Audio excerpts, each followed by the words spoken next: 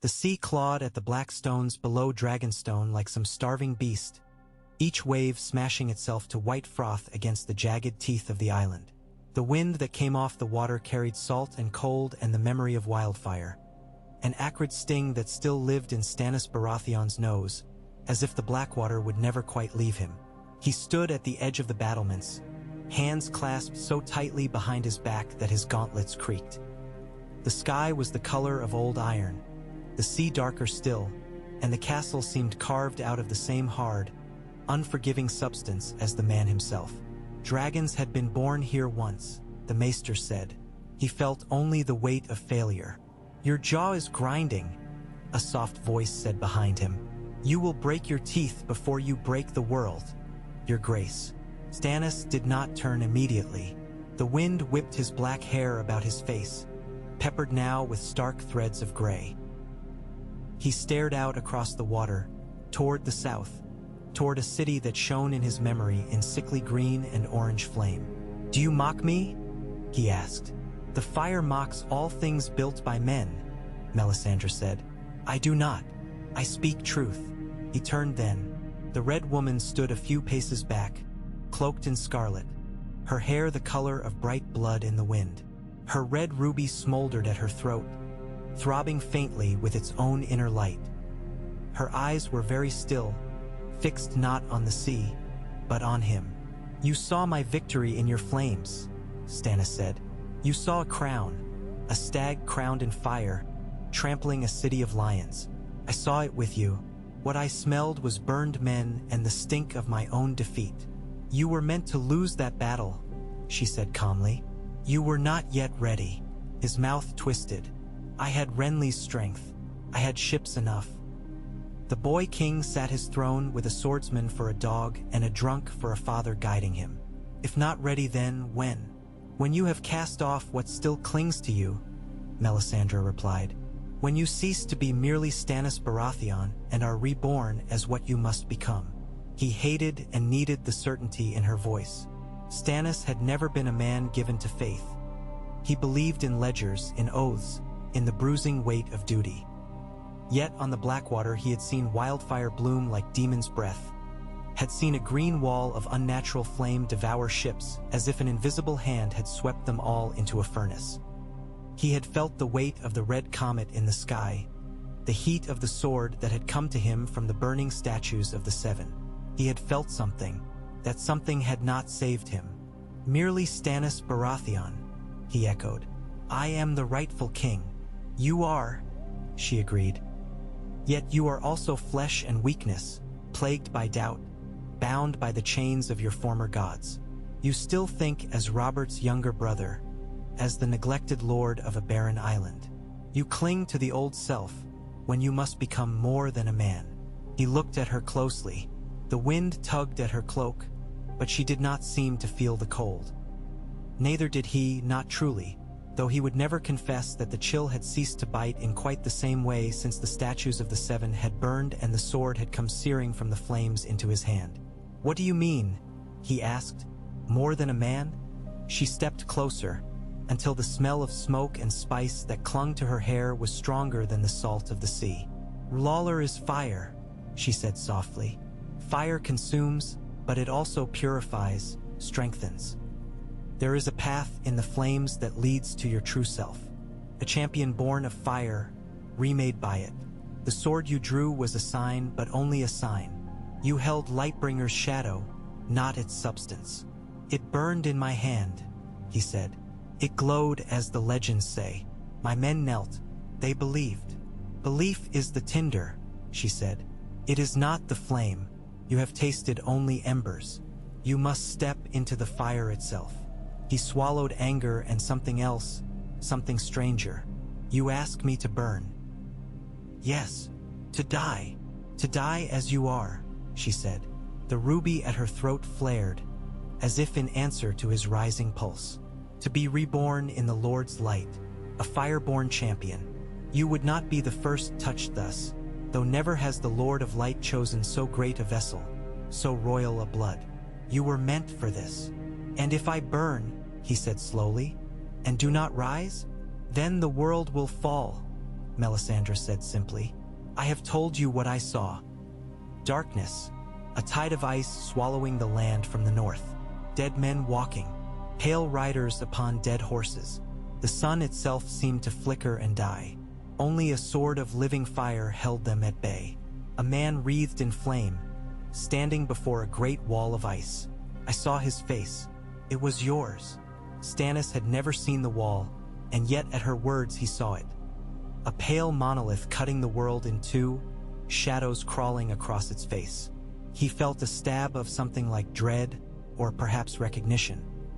You ask a king to cast himself into a brazier because your god showed you shadows, he said. I have burned enough for your god. You have not, Melisandre said. You burned wood and stone and false idols. You burned a fool and traitors. You have never burned that which you truly value, yourself. This is what is asked of kings. Did Azor Ahai not plunge his sword into the heart of Nissa Nissa? Did he not slay that which he loved to forge the blade that would save the world? I have a wife, Stannis said. A daughter. Do you love them? Her voice was very soft. He stared at her, then away toward the waves. Love was a soft word. He respected Celis for her unswerving devotion, even if she clung to him with a fervor that rankled. Shireen was a pale child with a scarred face who looked at him with two wide eyes, waiting for a kindness he did not know how to give. He felt duty to them both. He felt responsibility, the sharp edge of guilt when he thought of the life he had given Shireen and the childhood he had not. I am their king and their father, he said. That is enough. It is not enough, Melisandre said. Not for what is coming, not for what you must become. You were not chosen to be merely a father or a husband, Stannis Baratheon. You were chosen to stand against the cold that will swallow all fathers and all husbands if you fail. He turned from her and walked along the battlement, boots striking sparks from the stone. His shadow went before him, long and gaunt. Leave me, he said. I have a prisoner to see. Ser Davos, she said. He did not ask how she knew. The Red Woman dwelled in his days and nights alike. Now, there was little she did not see or claim to. He is a danger, she went on. He resists the Lord's will. He tempts you toward the old darkness, the faith of the cold halls and stone gods. You should burn him. I will speak with him, Stannis said. She inclined her head slightly. The ruby's light pulsed once. The fires wait, your grace, she said, but not forever. The night does not wait. He left her on the battlements, her cloak whipping in the wind like a tongue of flame against the gray. The cell that held Ser Davos Seaworth was small and damp, carved into the rock of Dragonstone like a wound. A single barred window let in a shaft of weak light and the distant sound of the sea. The smell of salt and mildew fought with the lingering sense of smoke and cooked meat that permeated every stone of the castle. Davos was seated on a low bench when Stannis entered, his hands shackled in front of him. He had removed one of his boots, and his bare, calloused foot rested on the cold floor. The smuggler knight looked older, Stannis thought. Or perhaps it was that Stannis now saw age everywhere. In Davos's graying hair, in the lines cut deep around his eyes, in the stump where fingers had once lived. Your Grace, Davos said, attempting to rise. Sit, Stannis told him. You will only fall on your face in chains. Davos sat. His eyes went at once to the guards, then back to Stannis. His gaze flicked briefly to the king's hand, as if looking for the bag of finger bones that Stannis had once taken from him. That bag lay in a brazier now, charred to ash in the name of a god Davos did not worship. You sent for me, Davos said. I did. Stannis dismissed the guards with a look. They withdrew reluctantly, iron scraping on stone, leaving king and knight alone. Still, Davos did not speak. In the silence, the sea's breath filled the chamber. You tried to kill her, Stannis said at last. Davos lowered his head. I, your grace. You failed. She would have burned you. It was not a question. Davos met his eyes. I know it.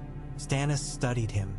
Davos's hands were rough and scarred, the hands of a man who had worked for every crust of bread he had ever eaten. Around his neck, the seven-pointed star of the faith was gone, taken from him when he had been hauled away. Stannis wondered if Davos felt its absence the way Stannis sometimes felt the absence of the finger bones. A phantom weight, a missing piece. "You believe she misleads me," Stannis said. "I do, Your Grace," Davos swallowed. "I believe she is dangerous. To you, to your queen, to your little girl, to all of us. And yet she drew a sword from the fire," Stannis said evenly. "She showed me visions. She promised me victory." Davos's mouth twisted. "Did she promise you the Blackwater? Did she promise the wildfire? The ships burning? Did she see that in her flames?" Stannis remembered the green inferno rising before his fleet, the crack of splitting hulls, the screams. He remembered being pulled from his galley half-choked by smoke, Melisandre's name burning on his tongue. He had wanted to drag her into the river. "She has spoken of a greater war," he said. "A war against darkness itself, of dead men walking." Davos said. "I have seen dead men walk too. In Flea Bottom, when the winter was hard and the cold took men where they lay. The next morning they still lay there, stiff and pale. But dead is dead, Your Grace. The stories she tells are tales for children." Stannis's jaw clenched. "She says she can make me into the weapon the world needs." "A weapon?" Davos repeated softly. "You are a man, Your Grace. You are my king. That is what the realm needs." "The realm spurns me," Stannis said. "They flock to the boy in King's Landing, to the kraken in the west, the wolf in the north, the usurper who called himself my brother. They will not acknowledge what is lawful. Law is words on parchment to them. Fire, though fire they cannot ignore." Davos's brow furrowed. "What is she asking of you?" The question was plain, direct. Stannis found he could not quite meet Davos's eyes. "She speaks of sacrifice," he said. "She always does. Of death and rebirth." Davos's shackles clinked as he shifted forward. "Your death." Stannis's silence was answer enough. "Your Grace," Davos said very quietly. "If you die, what becomes of your claim? Of the realm? Of the men who follow you? Of your daughter?" "Melisandre says I would return," Stannis said. "Remade, stronger." "By burning," Davos said. "By putting yourself into her fire like kindling. And if she is wrong, if the flames take you and give nothing back, then I was never meant to rule," Stannis said. The words came out harder than he'd expected. "Perhaps the realm deserves the boy king. Perhaps it deserves the krakens and the lions." Davos shook his head. "You speak madness. You are tired, Your Grace. You lost a battle, but you live. There will be other battles. You do not need to burn yourself to win them. You need men and food and ships and allies. You know this. That is the language you speak. Not this." He gestured, shackles clinking, to the unseen fires in the castle above them. "I once had a smuggler who spoke to me so," Stannis said. "He brought onions when my men were starving. He saved many vs. Later, I took his fingers for his crimes. Perhaps I should have taken his tongue. It has always been too free." "You took what you thought was just," Davos said. "I forgave you long ago. Your justice makes you hard, but it also makes you fair. It is why I follow you. And yet you tried to kill the woman who serves my cause. Because I fear what she will make of you," Davos said. "I fear she will burn everything you are until only something else remains. Something that is not my king." Stannis felt that fear too. He would not name it. "Would you see me lose then?" he asked. "Would you see Joffrey Baratheon sit the throne unchallenged? The lions laughing at law? The wolves setting themselves up as kings in the north? The krakens raiding and taking what they like?" "No," Davos said. "But I would see you win as a man, with the strength that is yours, not as some creature of fire and sorcery." "Men have failed," Stannis said. "Honor has failed. Duty has failed. At the Blackwater, ships burned and men died, and all my years of careful duty went up like kindling. If the world will only be saved by something more than a man, then I will be that something. Even if it burns me." Davos stared at him, eyes stricken. "And Shireen?" he whispered. A muscle twitched in Stannis's cheek. "This is not about Shireen. She sees something in that child," Davos said. "I have seen how she looks at her. I have heard the talk of king's blood. She will ask for her one day. If you give yourself to her fire, your grace, what will be left to say no?" Silence lay heavy between them. The sea's roar filled the small cell, distant and relentless. Stannis turned away. "You will remain here," he said. "I have not yet decided whether I will burn you for treason or keep you for your counsel." "I will give you the same counsel, no matter the price," Davos said. "Turn away from her, from this. Win your throne with the strength that is yours. Or do not call it yours at all." Stannis paused at the door. "You are a fool," he said. Davos agreed. "But I am your fool." The chamber beneath the stone drum had been a dragon's lair once, the maester said. Stannis did not know if he believed that, but something in the shape of the room lent itself to the story. The walls curved inward, like the inside of a great ribcage, and the ceiling vanished into darkness. The air was warmer here than in the rest of the castle, as if some memory of the volcano that had birthed Dragonstone still pulsed in its bowels. Braziers lined the chamber, their coals banked. A great circle had been drawn upon the black stone floor in ash and chalk and something darker, a ring of sigils and twisting flames that hurt the eyes if stared at for too long. At its center stood a low iron stand, empty for now, like an altar awaiting its offering.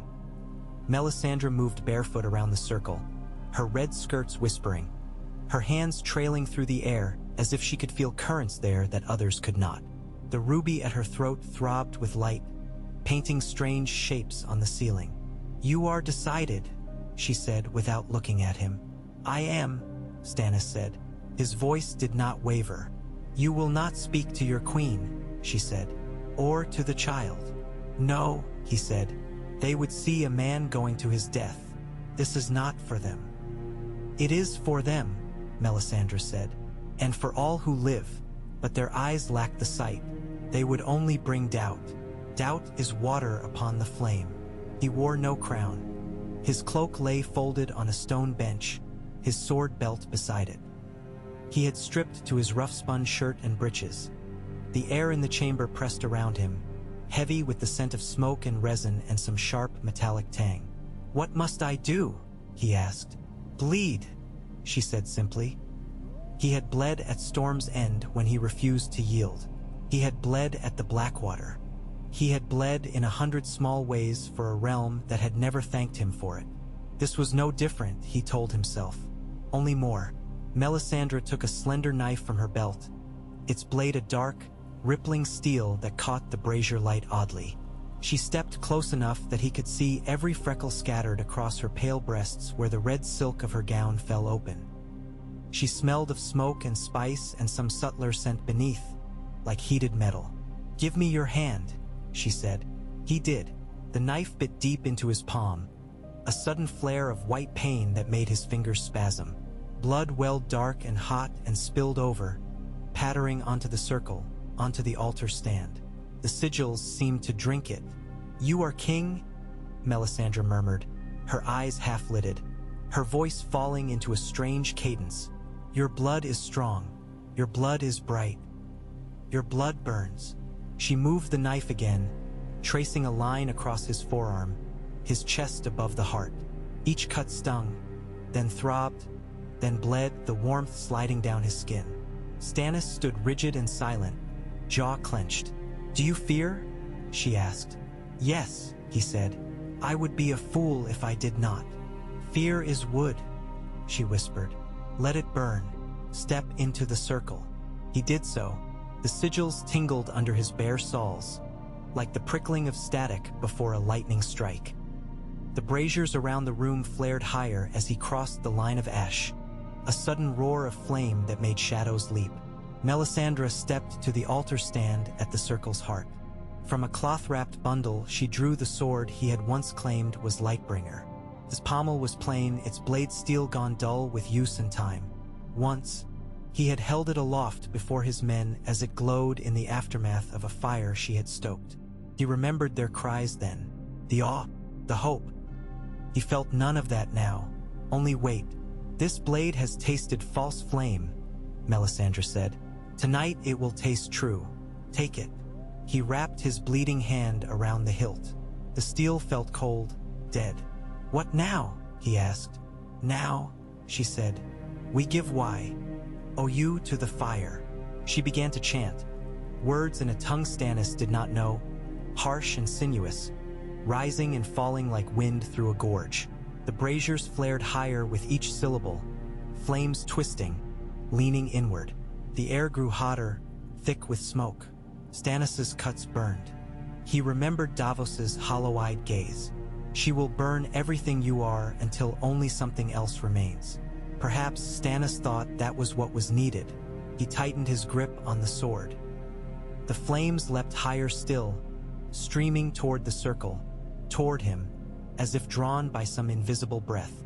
Heat slammed into him, searing his skin, making sweat spring from every pore. The air itself seemed to catch, a shimmering distortion. "Lawler," Melisandre cried, her voice echoing from the stone. "Lord of Light, I give you your chosen. Take this king of smoke and salt and forge him anew in fire. Strip away his weakness. Strip away his doubt. Make of him a blade that will not break." The flames answered. They surged inward, coiling, rising like living things.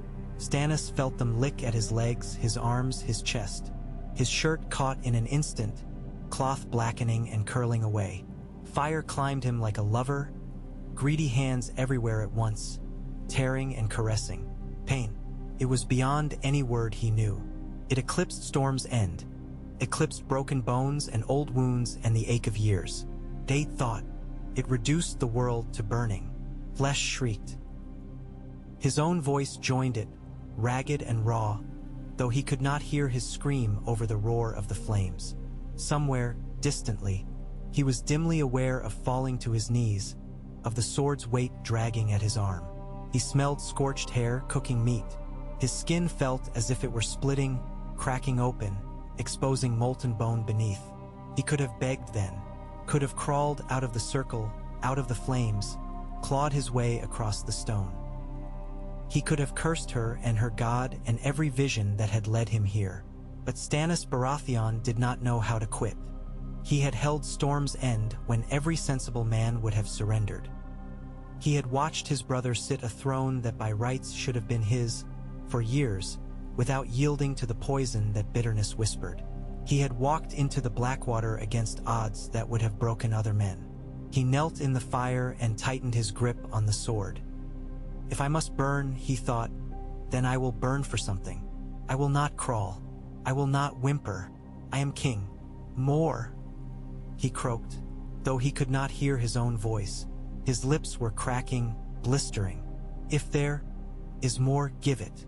The fire obliged, poured into him, down his throat, into his lungs, his veins. He felt his blood boil, felt his heart clench around a molten core. The world narrowed to a white point, then went black, then red, then something else altogether, something that had no color he knew. In that no place, he saw things. He saw a cold so absolute it made the Blackwater's depths seem warm. A wind that smelled of grave dirt. A tall figure with skin like carved ice and eyes the color of blue stars. A crown of frost upon its head, raising a spear of shimmering, opaque crystal. Around it, an army of dead men, their eyes shining with pale fire. He saw a wall of ice stretching from one end of the world to the other, its face alive with shadows, alive with cracks. Saw fire racing across it, searing runes into its heart, turning blue light to steam. He saw dragons wheeling through a sky stained red and black, their wings beating storms into being, their roars shaking cities to pieces. He saw a girl with silver hair walking amid ashes, unburnt. He saw a boy with a wolf's eyes standing atop a frost-rimed hill, a pale sword in his hand that bled light. He saw a tree with pale, blood-streaked bark and 1,000 faces, all of them watching him. Flames burned through all of it, and behind the flames, darkness moved. Something vast and cold and patient, waiting beyond the edges of the world. The fire roared against it, but the darkness did not retreat. It simply watched. "You are not enough," a voice said. It was not Melisandre's. It was not a human voice at all, and yet it spoke in words he understood. "I will be," Stannis said, or thought he said. His tongue felt like a coal in his mouth. "I must be." "You are smoke before a storm," the voice murmured. "A spark above a chasm. But you are stubborn. Stubborn things burn long." The visions whirled faster, collapsing into themselves. The ice-crowned figure raised its spear. The dragons screamed. The wolf-eyed boy's sword shattered the air. The silver-haired girl turned toward him, her eyes twin furnaces. The tree wept sap like blood. All of it fell into him, into the burning point that was his heart. Then there was nothing. No flame, no cold, no sound, nothing. Breath returned first. It came in a great, shuddering gulp that felt as if he were inhaling molten copper. His chest spasmed. He coughed, a hack that tore his throat raw, and something thick and black and bloody came up, splattering the stone beneath him. He lay on his back. The stone of the chamber was cold against his bare skin. Bare skin. Slowly, as if through water, sensation trickled back. He was lying naked on the floor. Every inch of him ached, but the ache was distant, muffled. The air around him was hot, but it did not hurt. Felt right, as if he were lying in sunlight after long months in the dark. "Your Grace," a voice whispered, thick with awe and exhaustion. He opened his eyes. The chamber was a charnel house of fire. The braziers that had lined the room were overturned, their contents scattered. Blackened sigils smeared the floor, the chalk and ash washed away by heat and smoke. The circle itself was a black ring of fused stone, faintly glowing, as if some great weight had pressed molten metal into it. Melisandre knelt just beyond the circle, her hair disheveled, her gown aside. The ruby at her throat was a dull ember, its usual fierce gleam muted. Her face was streaked with soot and sweat, and yet her eyes burned brighter than he had ever seen them. "You live," she said. Stannis pushed himself up onto his elbows. His muscles trembled, but he found a strength there that had not been his before, a deep, thrumming reservoir. It was as if the fire had left something behind inside him. "I was promised more than that," he rasped. His voice was rough, but steady. Melisandre laughed once, softly, a sound perilously close to sobbing. "You are more than that," she said. "Look." He followed her gaze. The sword he had held lay beside him on the stone. Its blade, once plain steel, now glowed faintly even in the light of the braziers, as if some inner hearth had been lit within. The heat that came off it was subtle, not the wild, showy blaze he had known when she had tricked his men with bright coals, but a steady warmth that spoke of cunningly banked embers. He reached for it. The hilt fit his hand as if it had been made for him alone. The moment his fingers closed around it, the glow brightened, a slow, simmering flare. The warmth that flowed up his arm was not the sear of a coal, but a spreading vigor. His cuts, he realized dimly, had stopped bleeding. He looked down at his own body. His skin was the same mottled, weathered tan it had always been, yet something had changed. It looked smoother somehow, the worst of the burn scars.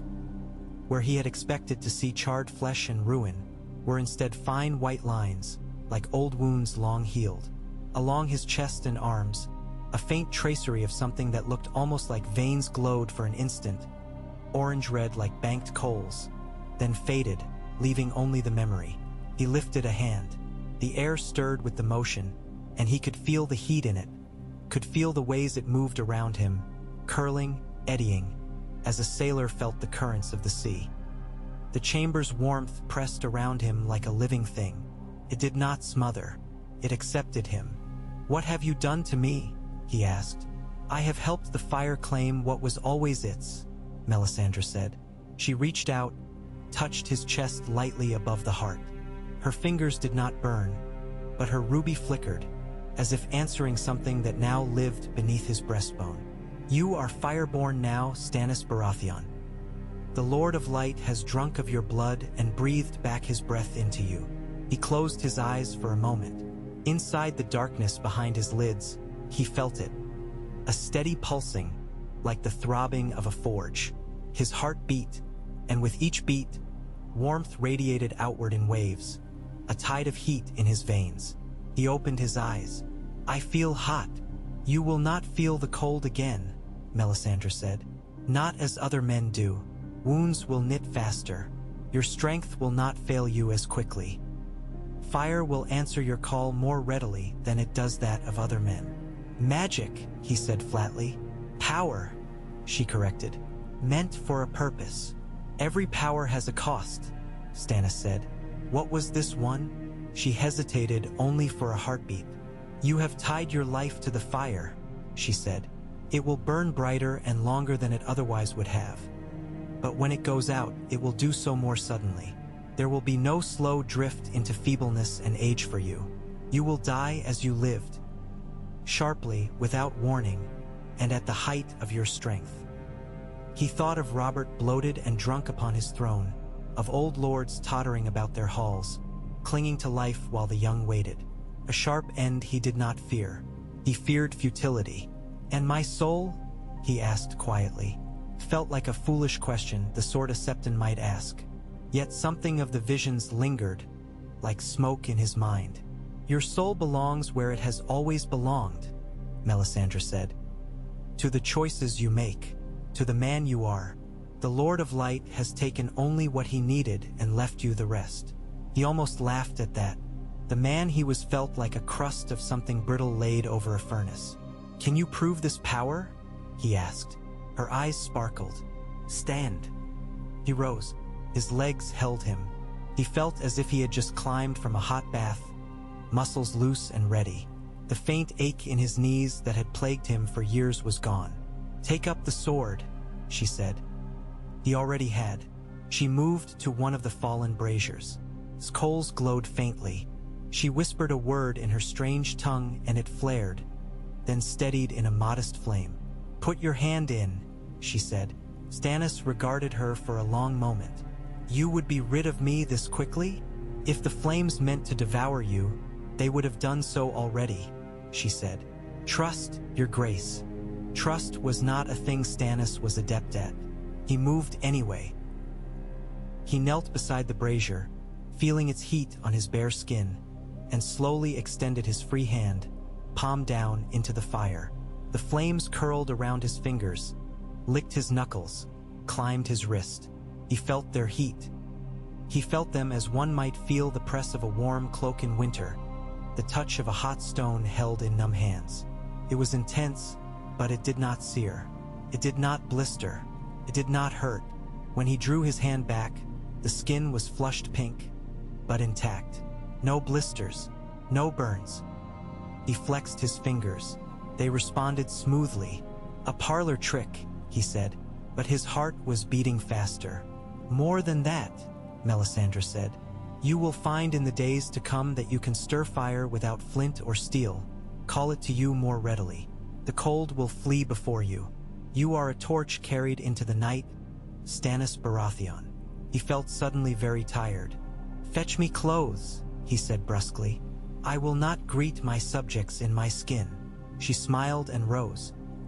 As she moved past him, she paused, her hand resting lightly on his shoulder for an instant. Do you doubt still? She asked. I always doubt, he said. That is why I am still alive. Her laughter followed her to Edor. When she was gone, Stannis remained alone in the warm, ruined chamber. He looked down at the sword in his hand, at the faint glow along its edge. Lightbringer, he murmured. The word tasted different now, less like a tale, more like a promise. He did not know if he had become the thing her prophecy demanded. He only knew that the fire in his chest was real, and that for the first time since the Blackwater, he did not feel tired in his bones. The world beyond Dragonstone had not grown kinder in his absence. The lions still held King's Landing. The wolves were tearing the north into pieces. The krakens climbed from the sea to feast on burning coasts. And somewhere beyond all that, beyond the wall he had never seen, something cold shifted in its sleep. "More than a man," he said to the empty room. "Very well, let us see if it is enough." In the days that followed, men whispered. Servants swore that when the king passed them in the corridors, the chill that haunted Dragonstone's stones receded for a time, only to creep back when his steps had gone on. Some said they had seen his eyes glint red in torchlight, like banked coals. Others spoke of the way candles flared when he entered a room, their flames leaning toward him. Stannis ignored such talk. He had no time for superstition, even when he was the subject of it. Yet he could not deny that his body had changed. He ate more than before, a hunger that sat coiled in his gut like a living thing, but he never felt sluggish afterward.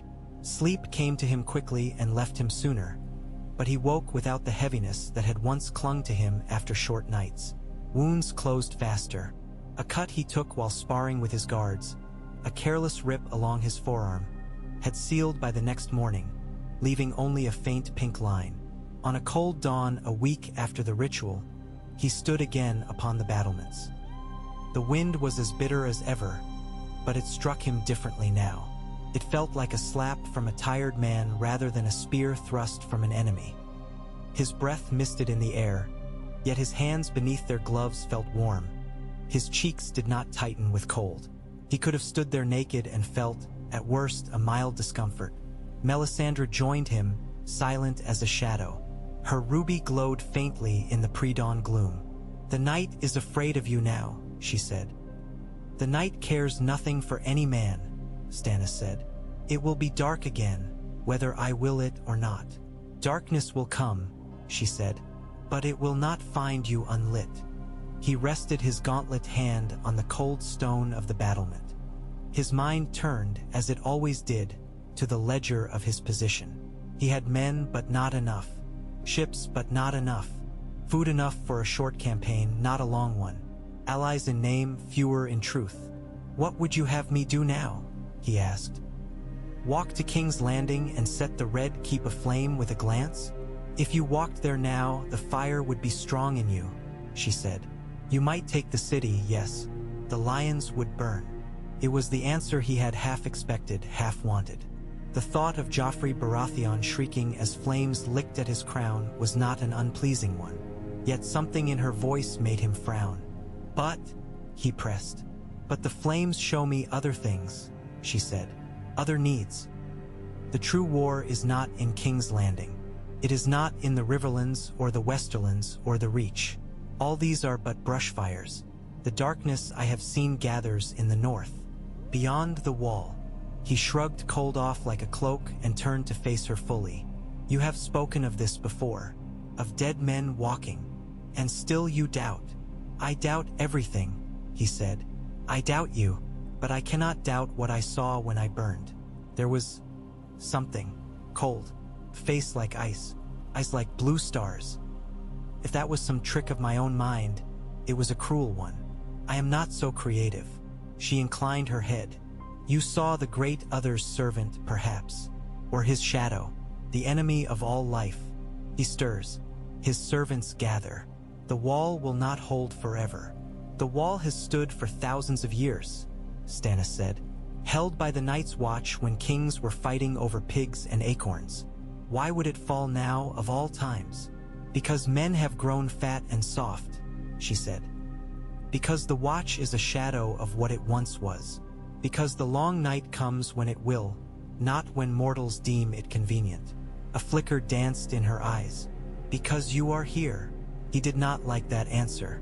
"You would have me abandon my rightful crown to go chasing phantoms in the snow." "I would have you claim your soul's crown," she said.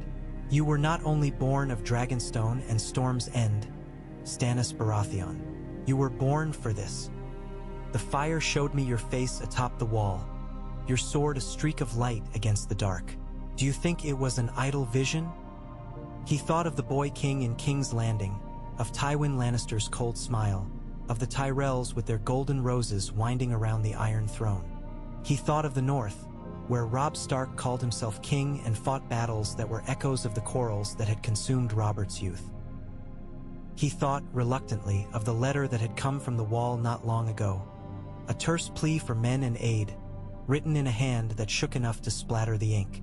"I ask you in the name of all the realm," the letter had said, "that you send what aid you can, for the doom we will face will not stop at the Wall."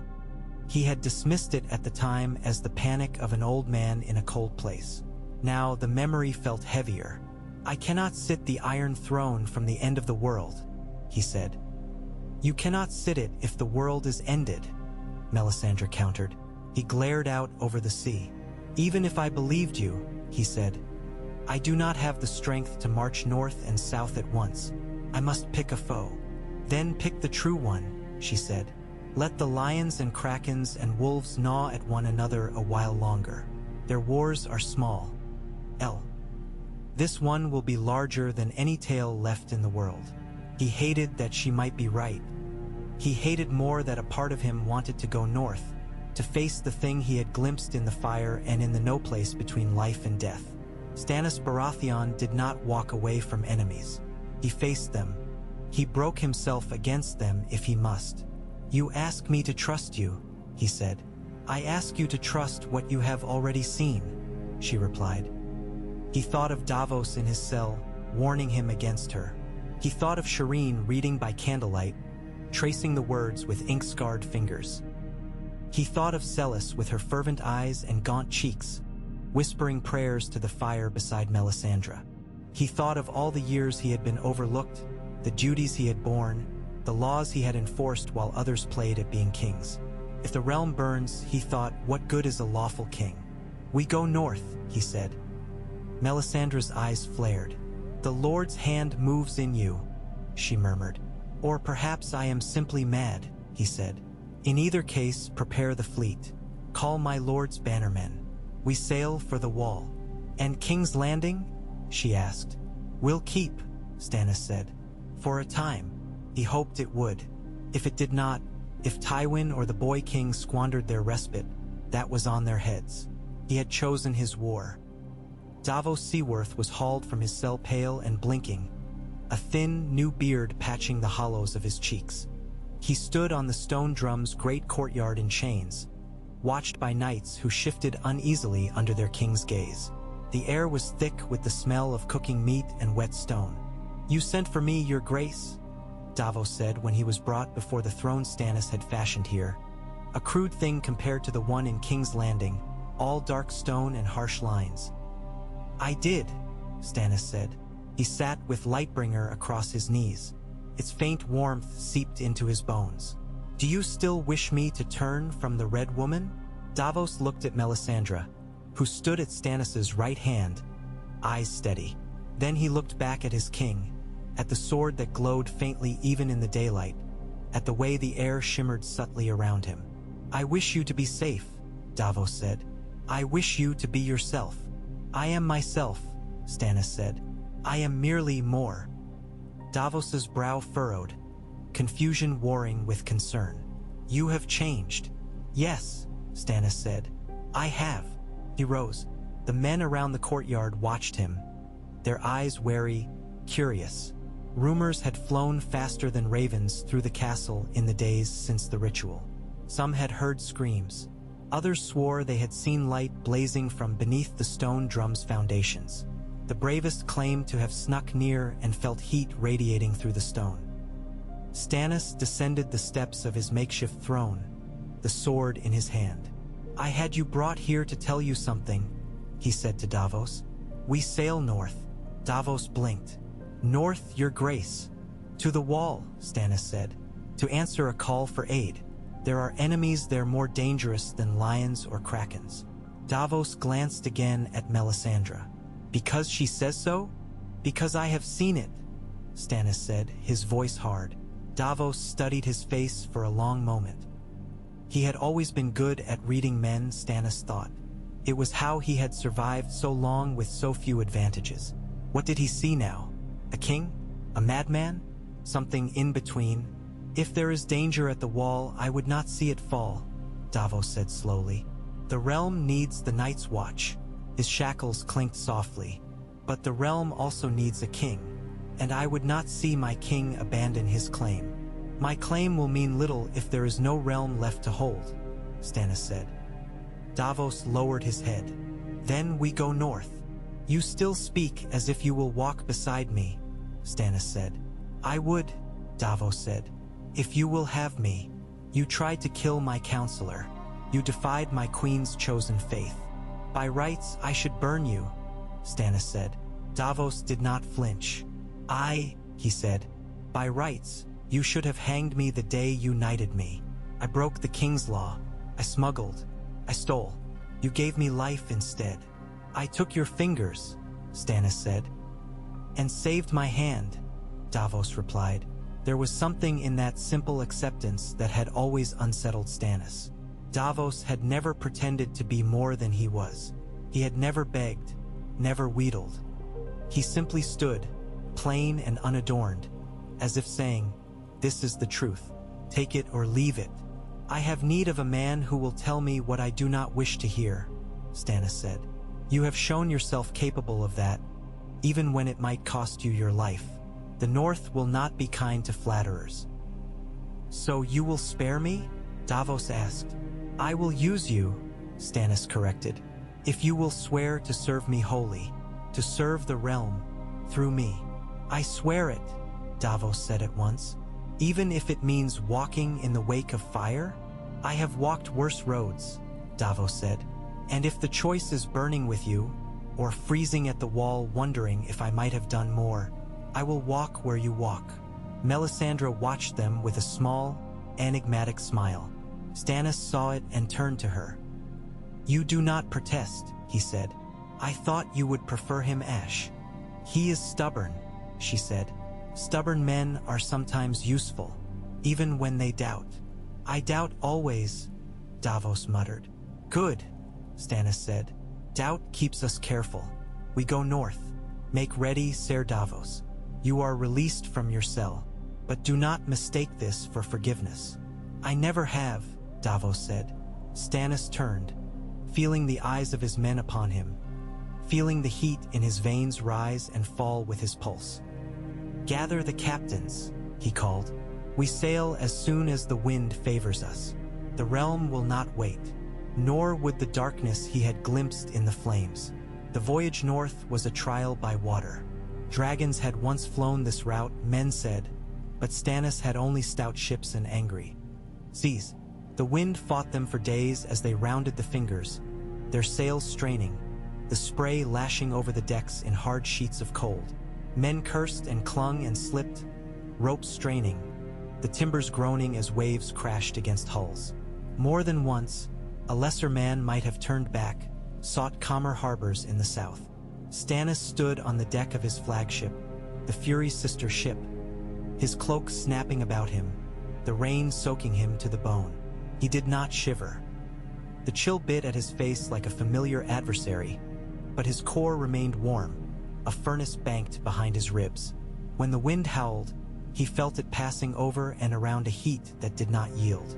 "The gods hate this voyage," one of his knights muttered nearby, making a furtive sign toward where the seven would once have watched. "There is only one god," Melisandre said from Stannis's other side.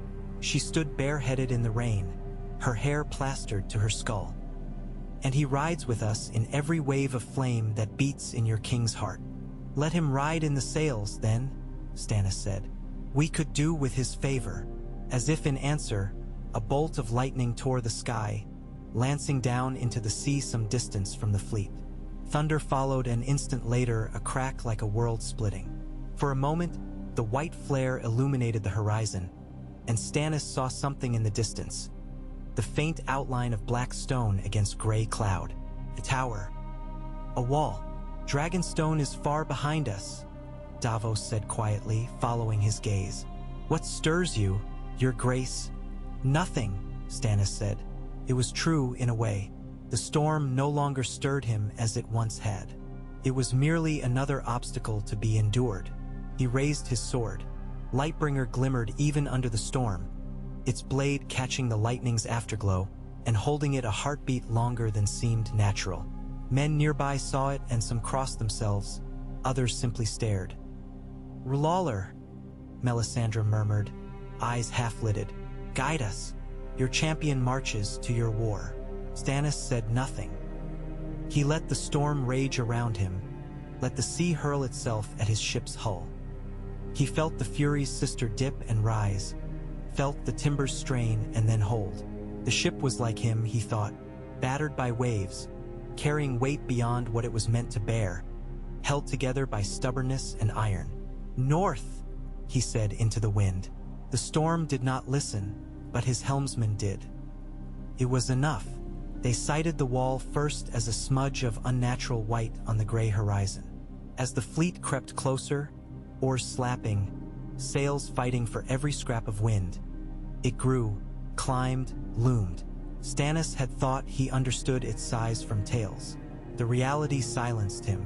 It reared up from the land like the edge of the world made manifest, a curtain of ice so high it made the ships and the sea and everything human seem small. Its face glimmered with its own pallid light despite the overcast sky, 1,000 shades of white and blue and gray. Crows wheeled above it in dark flocks, pinpricks against the vastness. "The wall," Davos breathed, awe in his rough voice. "It is a poor king who feels dwarfed by a pile of ice," Stannis said, but his voice was softer than usual. As they drew nearer to Eastwatch by the sea, the castle at the eastern end, Stannis squinted at the bleak shoreline. Men moved there, small and dark, hauling lines, waving signals. There were fewer than there should have been, if half the tales of the Night's Watch were true. He could feel the cold radiating from the land even at this distance, but it hit him differently now. It was like standing at the entrance to a cave from which something old and unfriendly exhaled. The fire in his chest answered, a slow pulse, as if his heart recognized a familiar adversary. "Do you feel it?" Melisandre asked softly at his elbow. "Yes," he said. "Darkness," she murmured, "the shadow of what stirs beyond. It recoils from you, your grace. It smells your fire." "Good," Stannis said. "Let it smell me. Let it choke on the smoke." They docked at Eastwatch's rickety piers in a flurry of shouted orders, creaking lines, and the thud of gangplanks. Men of the Night's Watch came to meet them, black-cloaked and wary, hands on their swords. Their leader was a hard-eyed man with a scarred face and a wary squint. "Lord Stannis," he said when introduced. "I am Cotter Pike, commander of Eastwatch. Never thought to see a king at the ass end of the world. Yet here I am," Stannis said. "Take me to your lord commander." Cotter Pike spat into the snow. "He's at Castle Black," he said. "7 bloody hells. They never tell me anything." He eyed the ships, the men disembarking. "You brought a small army." "I brought what I could," Stannis said. "Is the need less than you claimed in your letter?" Pike's face closed. "No, my lord," he said. "If anything, it's worse." As they rode along the base of the wall toward Castle Black, the cold pressed closer. The land here was harsh and bleak. Stubby trees twisted by the wind, patches of snow and ice clinging in hollows, the ground hard as stone beneath the horses' hooves. The wall loomed beside them, its presence oppressive, its surface marked here and there by the dark mouths of tunnels and hoists. Stannis found his gaze drawn to it again and again. He felt as if something watched from within its depths, not with eyes, but with an awareness older than any kingdom. At Castle Black, the Night's Watch lined the yard to greet him. There were fewer of them than there might have been in older days, men of all ages, all heights, all degrees of fitness. Some looked like hardened fighters, others like boys playing at swords. A few had the wary look of former criminals, leashes now held by vows. Their lord commander was an old man as gaunt as a rook, with a bald head and a pinched, shrewd face. Maester Aemon stood beside him, blind eyes milky, his chain heavy on his chest. "Lord Stannis," the Lord Commander Jeor Mormont said, "the Night's Watch thanks you for your aid. It is seldom that kings spare a thought for those who hold the wall." It is seldom that those who hold the wall ask, Stannis said. You wrote of dead men walking. Mormont's face tightened. We'll take this inside, he said. Out of the cold. I do not feel the cold as you do, Stannis said, but he followed. He would not insult the old man's hospitality. Inside the Lord Commander's solar, with its rough-hewn walls and simple furnishings, Mormont poured rough wine as he spoke. He told of the great ranging, of vanished men and hints of a growing threat. He spoke of Mance Rayder and his host of wildlings, of giants and mammoths and raiders moving south in numbers unseen for generations. Whatever drives them, Mormont said, it's something they fear more than us. The dead, Melisandre said quietly from where she stood by the fire. Mormont eyed her with open suspicion. I've heard tales enough, he said. I've seen wights raised from the dead. My own steward was attacked by one. But others, he shook his head. Even for me, some tales remain tales.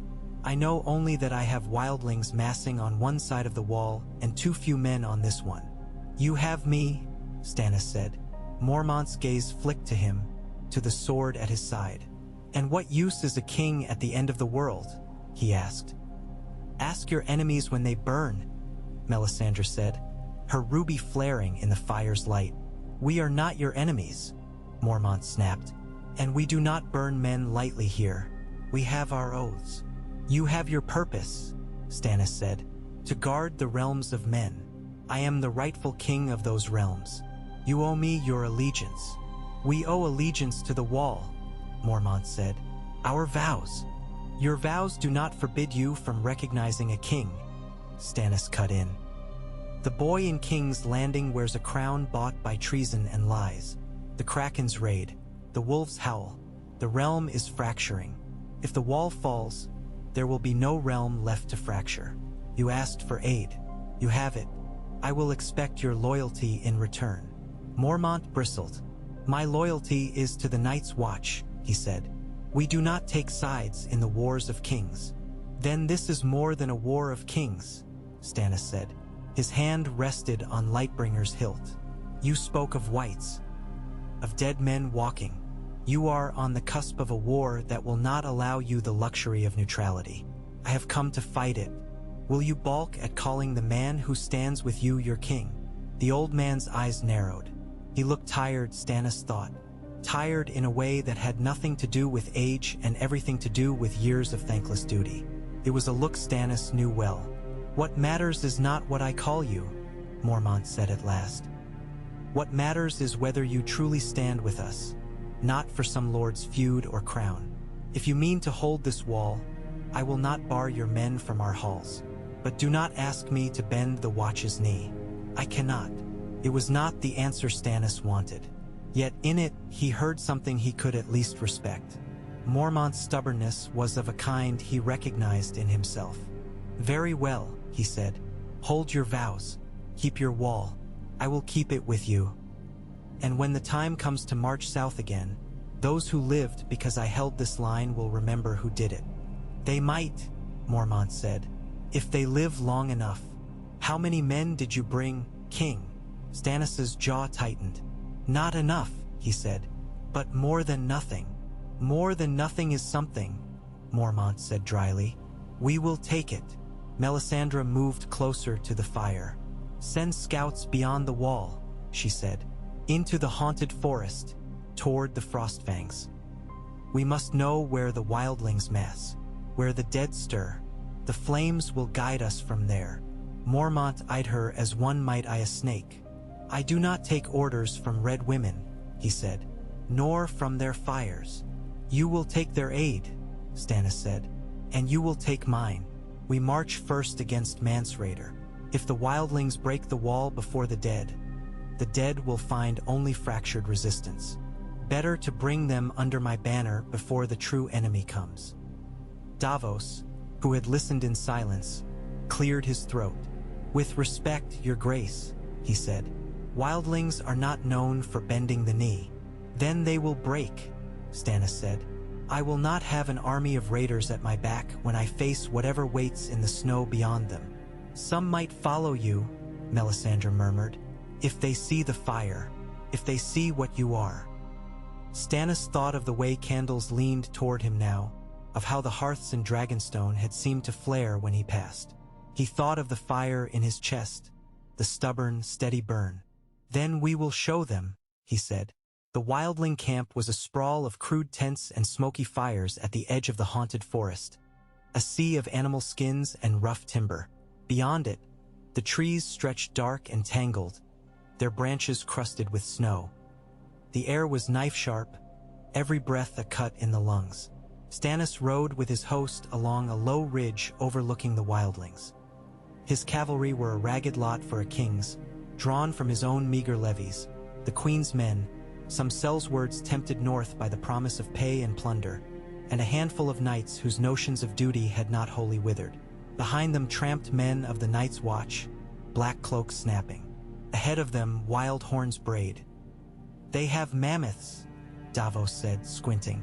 Great shaggy forms moved among the tents, tusks gleaming pale. "And giants. Large men in furs," Stannis said. He had no patience for tales of giants, though his eyes did not entirely dismiss what they saw, creatures bigger than any man, moving with a lumbering, unnatural gait. "Giants," Melisandre said simply. "Old things, not as old as what waits beyond them, but old enough. They will fall as all things do, when the fire takes them." Stannis looked down at the host below. Tens of thousands, if Mormont's scouts were right.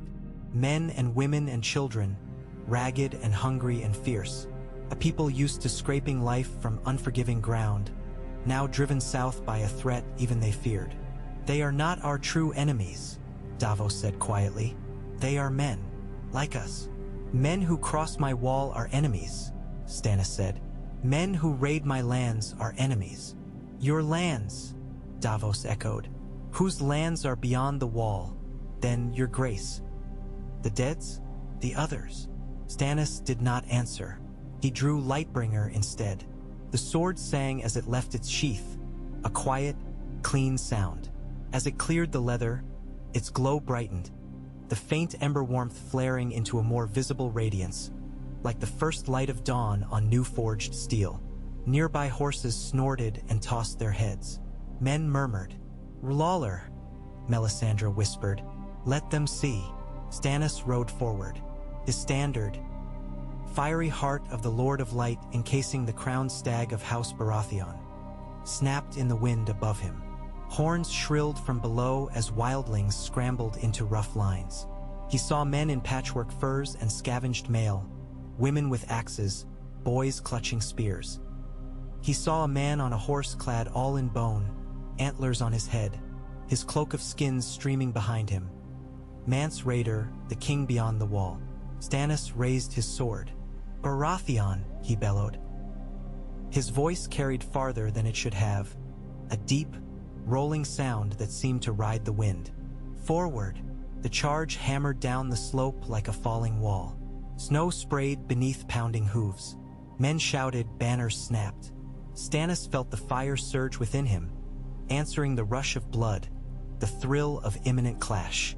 The cold air seemed to burn in his lungs, not with frost but with heat. His sword's glow brightened, leaving a faint streak of light in the air as he swung it. They hit the wildling front like a hammer striking rotten wood. Many of the free folk broke at the sight of armored knights thundering down upon them, at the sight of the sword blazing in their king's hand. Those who held stood only a moment before horse and steel and fire crashed over them. Stannis rode at the point of the wedge, his cloak streaming, the heat of his body steaming in the frigid air. A man sprang up before him, axe raised. Stannis cut him down with a single sweep. The blade passed through flesh and bone as if they were paper. Where it struck, it left not only blood but char. The man hit the snow smoking. Another came at his horse's flank. Stannis turned in the saddle, Lightbringer describing a blazing arc that sheared through the man's spear, then his arm, then his chest. The wound glowed for an instant, edges cauterized, the air filled with the smell of burned hair and meat. "R'hllor!" someone screamed behind him. "The king burns them." Fear spread through the wildling ranks faster than any sword. Men pointed, eyes white in their soot-streaked faces, as Stannis carved a path. Arrows hissed through the air, some hissing to nothingness as they struck an invisible shimmer near him, the heat he carried warping their flight, charring their shafts. It was not a shield. He was not invulnerable. An arrow grazed his thigh and stung like a wasp, drawing blood that steamed on the air. But the fire inside him seemed to knit the pain, to clamp down on it, to keep it from crawling up into his mind. He rode through them like a scythe through tall grass. Mance Rayder saw it. Stannis saw the other king's eyes widen as he watched Lightbringer's glow cut through his host. Mance wheeled his horse, bellowing orders in a hoarse, furious voice, trying to rally men, to send them around the flanks. It was too late. The momentum was theirs. Knights crashed into the heart of the wildling mass, black cloaks spreading along their sides as men of the Watch pressed the advantage. The charge broke the wildling army. Panic rippled through their lines. Men began to throw down their weapons. Others turned and ran, crashing into their own rear ranks. Mammoths bellowed, giants roared, but confusion was upon them. "Yield!" Stannis shouted, his voice booming. "Throw down your arms and yield, and I will spare you. Resist, and I burn you all." He meant it. Some held their weapons anyway, eyes wild, backing away. Others stared at the sword glowing in his hand, at the steam rising from his body where snow landed and instantly melted, and dropped their spears where they stood. Mance Rayder spurred his horse toward him, antlers swaying, his face grim. "Who are you?" he bellowed. His voice was strong, carrying over the din.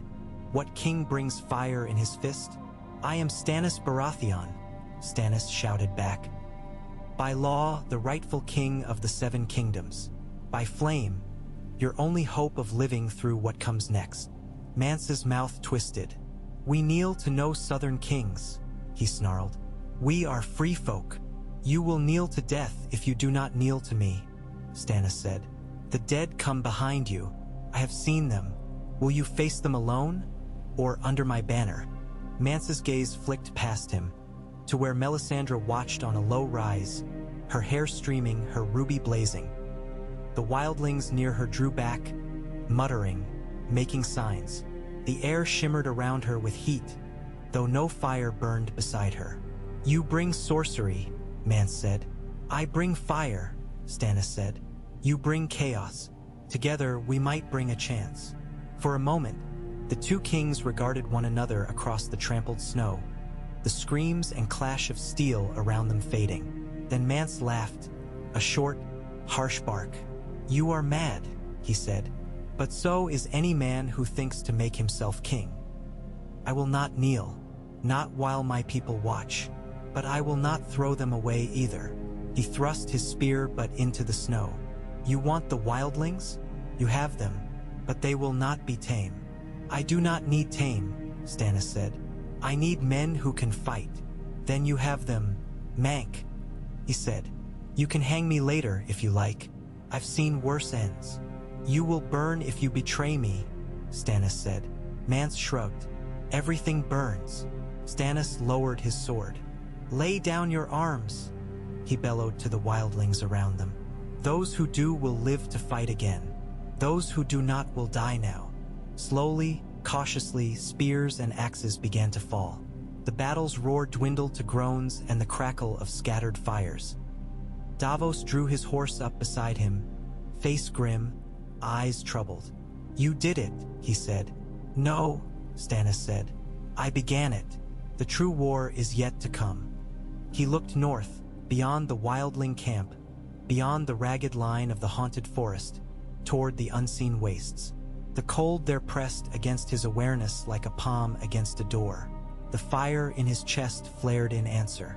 The darkness he had seen in the flames would not wait forever. They came in the dead of night, when the fires burned low and men's dreams wandered far from the cold. Stannis had taken to walking the wall in the small hours, his cloak wrapped tight, Lightbringer at his side. The ice beneath his boots creaked and groaned, alive with the slow movements of something ancient, but its chill did not seep into him as it did others. He walked through fogs that froze men's beards into brittle spikes and felt only a mild sting on his cheeks. Tonight, the fog was thicker than usual, clinging to the wall's edge like a low, creeping cloud. He could see torches burning in their iron brackets at intervals along the parapet, their flames hissing and spitting. Men of the watch moved through the mist, black shapes, their breath steaming. At first, the sound barely registered. A faint distant crack, like ice breaking somewhere far below. Then another. Then a low, eerie creak that seemed to come from everywhere at once. "Do you hear that?" Davos asked. He walked beside Stannis, his cloak drawn tight, gloved hands shoved under his arms. "Yes," Stannis said. The sound grew. It was like the groaning of a ship's timbers in a storm, multiplied and drawn out. A rising chorus of strained ice and hidden pressure. The wall shuddered imperceptibly. "Earthquake," Davos muttered. "No." Melisandre's voice came from behind them. She had appeared without Stannis hearing her approach, her red cloak a bright wound in the fog. Her ruby pulsed. "They are testing it." "Who?" Davos began. Then the horn sounded. It cut the night like a blade, a deep, mournful note that made Stannis's molars ache. Once, twice, thrice, each blast carried along the wall, echoing, overlapping. "Wildlings," Davos said at the first horn. "Rangers returning?" he ventured at the second. The third blast made his words die in his throat. The third blast was not for wildlings or rangers. It was for something older. Stannis felt the hair on the back of his neck stand up. The fire in his chest flared, unbidden, a defensive surge. "Others," Melisandre whispered. "They come." The fog at the northern edge of the wall thickened, coalesced, then parted. Shapes moved within it, tall, slender silhouettes, gliding rather than walking, their motions unervingly smooth. As they drew closer, Stannis saw that they were not clad as men were. Their armor, if that was what it was, seemed to be made of ice, plates of translucent crystal that caught and refracted the torchlight in strange, cold rainbows. Their skin was pale as milk, their hair like fine white strands of frozen spider silk. Their eyes were stars, blue stars, cold and unpitying, burning with a light that was the inversion of his own. Each carried a weapon. Some bore swords of the same strange ice, others long spears, their points thinner than needles, yet emanating an aura of cold so intense that the air around them misted. They walked along the base of the wall, parallel to its length, their heads tilted up, regarding the men above with that same inhuman calm. "Seven save us," a man of the watch breathed nearby. "Your seven are stone," Melisandre said sharply. "They cannot save you, only the fire." The other's presence leached sound and heat alike.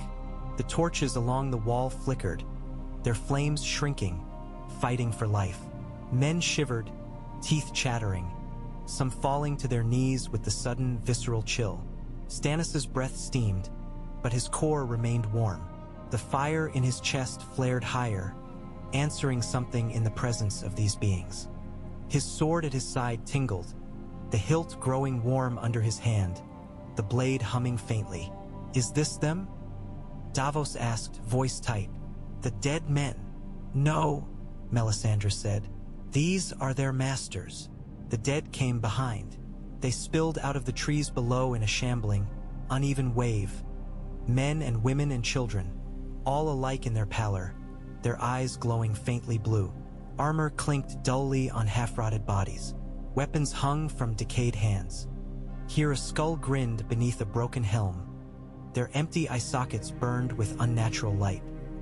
They moved without coordination, yet with a terrible unity of purpose, drawn forward by the cold that emanated from the others. "Archers," Jeor Mormont's voice cracked across the wall. The old Lord Commander had come at the first horn, his white hair wild. "Knock, drawl." Bows creaked. Arrows hissed down into the mass of whites. Some found their marks, punching through rotted flesh and splintered bone. The dead stumbled, fell, rose again. A few stayed down, pinned to the earth, but most did not. Torches, Mormont roared. Fire arrows. Use fire. Men scrambled, igniting arrowheads, fumbling with flint and tinder and oil-soaked rags.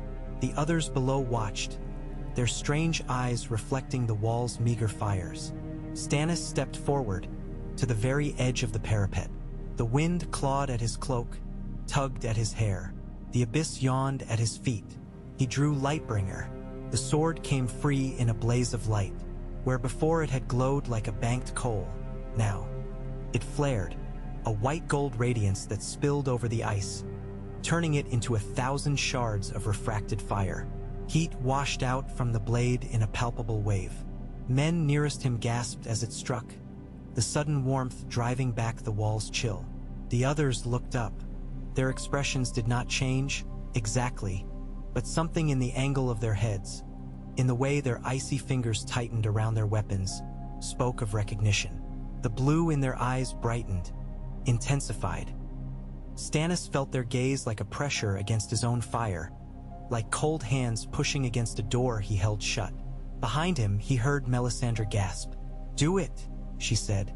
"Show them." Stannis lifted the sword high. "Lawler," he shouted, "look upon your enemies and see them burn." He brought the blade down in a sweeping arc, not at any one target, but through the air itself. The fire in his chest surged, flooding his veins, racing down his arm into the sword. For an instant, it felt as if he were splitting himself open, pouring his very life into the steel. Lightbringer flared in answer, its glow swelling to a bright, searing brilliance that forced men to shield their eyes. Flame leapt from the blade. It arced out over the wall like a cresting wave, a sheet of hungry fire that roared as it fell. It struck the ground before the wall, washing over the advancing dead. Whites burned. Fire clung to them like tar, racing up rotted limbs, devouring hair and flesh and ragged clothing. They shrieked, a hideous chorus of high, inhuman cries, and fell, squirming, thrashing. Some rose again, still aflame, staggering blindly. The snow under them hissed and melted, water turning to steam. The wave of fire rushed outward, licking at the boots of the others. There it faltered. Where it touched the air around them, frost bloomed. The heat met a cold deeper than mere winter, an absolute absence of life. Steam exploded in great gouts. The fire hissed, sputtered, struggled. One of the others stepped forward. Its eyes were narrowed, its face fixed in that same eerie calm. It thrust its spear into the onrushing flame. The fire recoiled. The spear's point glowed, steam blasting from it in a hissing column. For a moment, the weapon seemed to drink the heat, its strange ice surface rippling like water. Then, with a sound like 1,000 tiny bells shattering, cracks raced along its length. The spear exploded into shards, scattering glittering fragments across the snow. The other did not flinch. It merely regarded the steaming stump for a heartbeat, then looked up at Stannis again. The wave of fire guttered. Where it had passed, the whites lay in charred heaps, some still twitching. The ground smoked. The air shimmered. Stannis staggered, suddenly weak-kneed. The effort had drained him as surely as any long gallop. His heart pounded, the furnace within him roaring, then settling. He tasted copper on his tongue. His hand trembled on the sword. Hands caught his elbows. Davos on one side, Melisandre on the other. "You did it," Davos panted. "You burned them." "Not enough," Melisandre said, her voice still full of awe even as concern threaded through it. "Not all, but enough to show them." Below, the others conferred in their silent way. One raised a hand. The snow at their feet stirred. Whites that had fallen without burning began to twitch. Limbs reknit, heads turned on broken necks. Those pinned by arrows wrenched themselves free, tearing their own flesh in the process. They rose, blackened and cracked and missing pieces, and began to walk again. The fire had killed many.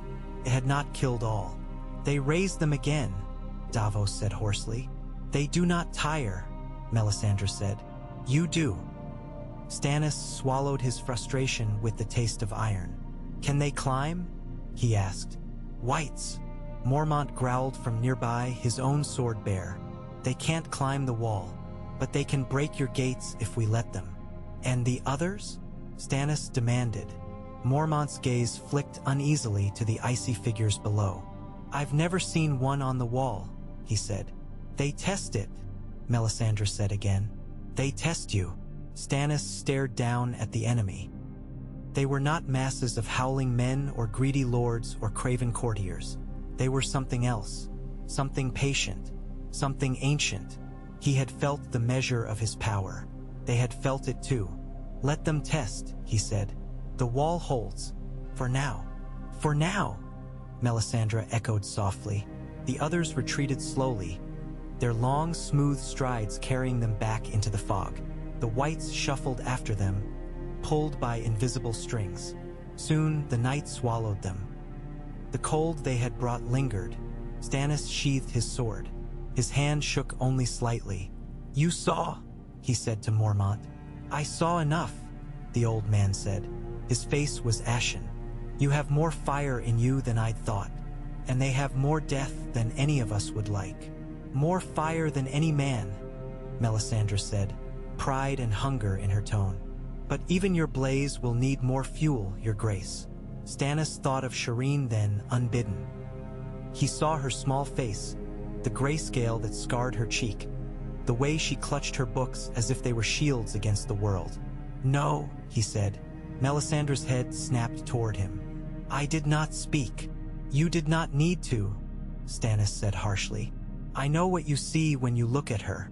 King's blood, flame, power. I have given you my own. I have burned enough for you. The dead will not care for your scruples, she said.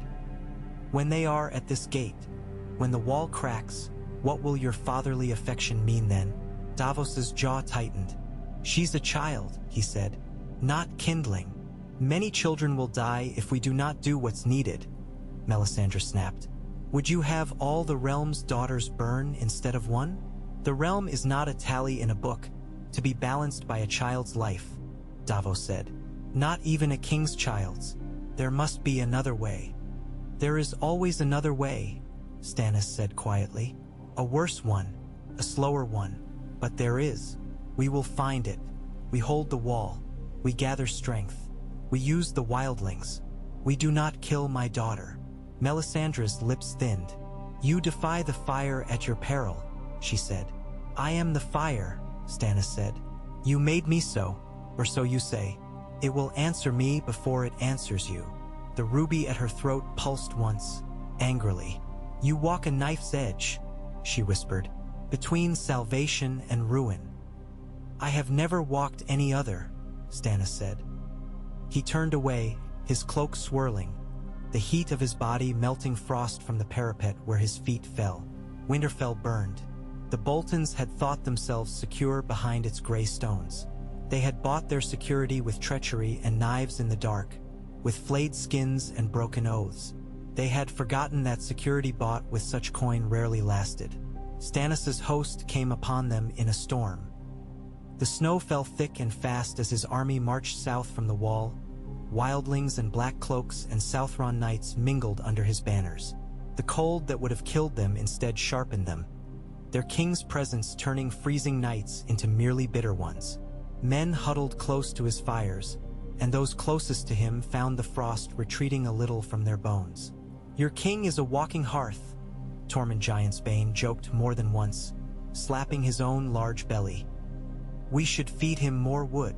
Burn your tongue while you're at it, Davos muttered under his breath when he overheard. Some northern houses answered his call. Not enough.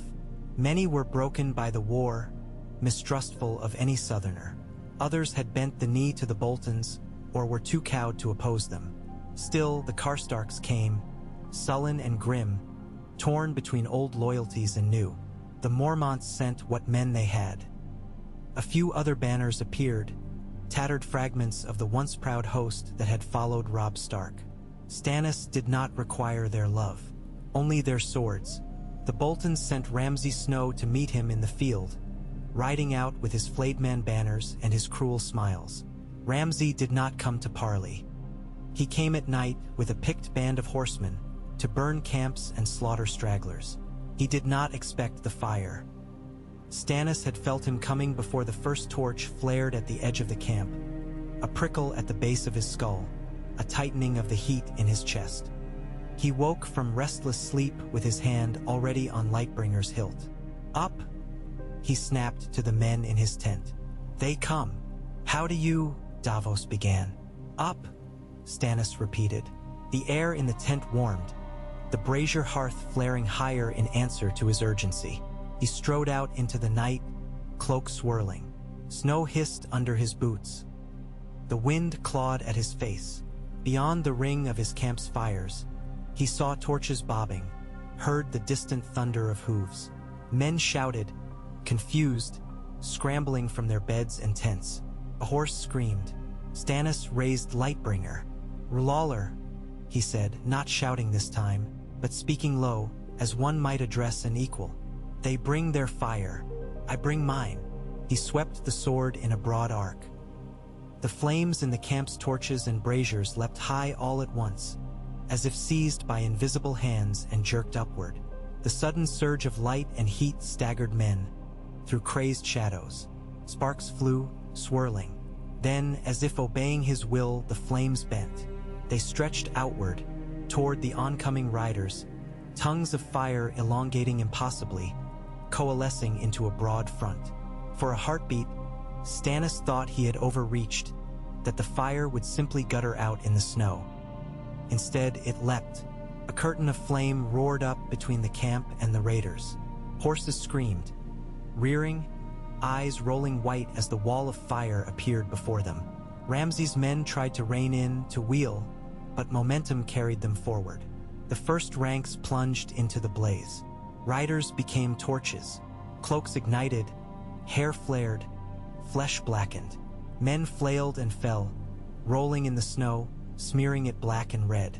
Horses bolted, some dragging burning men behind them.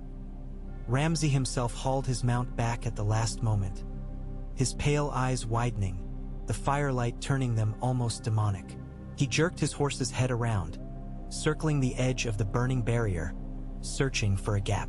Lightbringer's glow lit the snow around Stannis as he walked toward the flames, his face hard, his eyes reflecting the inferno. "Ramsay Snow!" he shouted. The bastard's head snapped toward his voice. For a moment, their eyes met across the distance, over the chaos and the screaming. "I am Ramsay Bolton now," he called back, defiant even as the heat licked at his face. "No," Stannis said. "You are nothing now." He thrust the sword forward. The curtain of flame surged, folding in on itself, narrowing, focusing. It speared toward Ramsay like a dragon's breath. The bastard tried to spur his horse aside, but the fire was faster. It washed over him and his mount in a single, devouring wave. For an instant, Stannis saw him clearly, mouth open in a scream that made no sound over the roar, hair igniting, skin blistering. Then the fire took him wholly, and he was no longer a bastard or a lord or anything at all. He was cinder. The horse crashed to the ground, a blackened heap. The fire guttered, leaving only embers and smoke. Silence fell, broken only by the crackle of dying flames and the moans of the wounded. Men stared. They had seen fire used as a weapon before. Wildfire on the Blackwater, torches thrown onto siege towers. But this was different. This was fire without fuel, drawn from their own hearths, shaped by the will of a man standing in the snow. "Tell your lord," Stannis called to the retreating raiders, his voice carrying, harsh and implacable. "Tell Roose Bolton that his bastard burns. Tell him his turn comes." The raiders fled, panic leaving a smear of chaos on the snowy plain. Stannis watched them go, the heat in his chest slowly subsiding. "Every time you do that, you look smaller after," Davos said quietly beside him. "Smaller," Stannis snorted. "I have never been a large man." "You know what I mean," Davos said. "You look drained, as if you'd poured something of yourself out with the fire." "Perhaps I have," Stannis said. "Better that than leave it sitting idle while bastards burn my men." Davos's gaze went to the blackened heaps on the snow. "He was a monster," he said. "But gods, what a way to die." "There are worse," Stannis said. He thought of the faces in the snow beyond the wall, the whites writhing under the fire, the others watching with their cold, blue eyes. He at least died quickly. The road to Winterfell became easier after that. News of Ramsay's death preceded them. Hill clans who might have resisted instead melted away, unwilling to fight a king who wielded fire like a sword, who had burned the bastard of Bolton in a single stroke. Roose Bolton held the castle still, relying on old stone and deep walls. But fear seeped under doors and through cracks, carried by whispers. When Stannis' army appeared on the horizon, their banners whipping in the wind, their numbers swollen by wildlings and Northmen and Queen's men alike, the garrison's resolve was already cracking. It did not take long. Flame ate gates. Stone did not burn, but wood did, and Winterfell's old timbers howled as they blackened. Stannis did not need to call up great waves of fire. A nudge here, a push there, and torches did the work quickly, efficiently. He husbanded his strength. He would need it later. Inside, the fight was brutal but brief. Boltons died on their knees and on their feet, some with swords in hand, others with ropes around their own throats where their courage faltered. Roose Bolton himself met Stannis in the Great Hall, his pale eyes as placid as ever. "So it comes to this?" Roose said as men clashed around them. "It does," Stannis said. "You have made many enemies, King Stannis," Roose said calmly. "Some I share. The Lannisters, the Freys, the Greyjoys. If you had stayed at your wall, perhaps they would have eaten one another while you watched. Instead you bring your fire south. You burn what remains." "I burn rot so that new growth may come," Stannis said. Roose's smile was thin. "Rot, yes. Tell me, when you look in your red woman's flames, do you ever see your own face blackened?" "No," Stannis said. "I see yours." He swung Lightbringer. Roose's own blade rose to meet it, Valyrian steel sliding against burning steel. For an instant, the two blades locked. Then Roose's sword began to glow. The heat from Lightbringer ran along its length, seeping into the dark metal. Steam rose, then smoke. Roose's hand jerked as the hilt grew hot. He tried to disengage, but Stannis pressed in, teeth bared, his own arm trembling with effort and fury. The two blades scraped, sparks flying. Roose hissed as blisters rose on his palm. His grip faltered. Stannis wrenched his sword free and slashed. Lightbringer took Roose across the chest.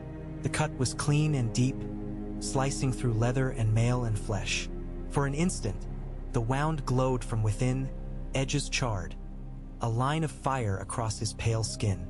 Roose staggered, looked down at the smoking gash, then up at Stannis. "Perhaps I misjudged," he whispered. Then he fell. Winterfell belonged to Stannis Barr. Error in message stream. Retry.